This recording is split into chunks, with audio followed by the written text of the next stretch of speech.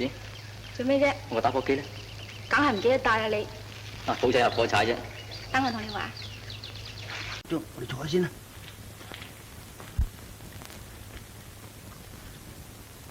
喂，你哋有冇火柴啊？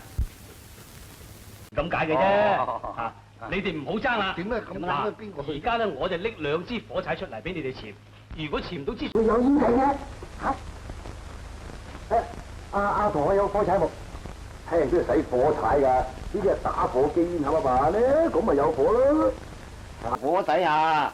我而家唔記得帶個火柴，我只要求你啫。喂，你實在有冇㗎？啊？嘿，真係睇唔出你份人啦！乜你咁孤寒㗎？同你借火柴啫，眼尾都唔朝下我。唔係發唔發話啦，我打更六呢份人啊，乜人借錢都借得到啊！唔講話合火柴咁小事。喂！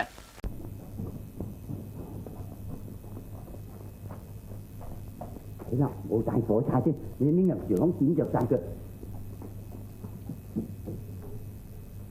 快啲啦，唔係阿昌就翻噶啦。嗱，點着啦？點啊？裝乜鬼嘢？媽咪叫我入嚟揾火柴啊嘛，裝你啊！揾火柴？講係啦，揾火柴得唔得咩？攞亂嗰啲就係音樂家，呢啲都係音樂家。火柴，我咪火柴啦，點啊？聽你，哇，並無貴格啊！你睇下你，成日咁啊動起隻鴨屎蹄，啊！我記得，尋晚同佢一路行，一路抌火柴抌到醫樹嘅。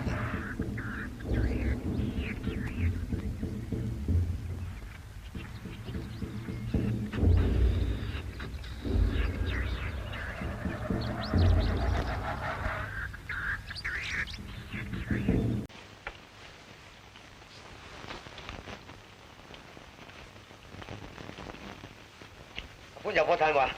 哦，我唔食煙邊有火啊？等我同你攞。等我得。喂，三哥，今晚我同你玩個籃球會啊？唔去，唔去，好正啊！嗱，我今日一於去啊，靚啊！誒，老友，唔該你借個火柴啊！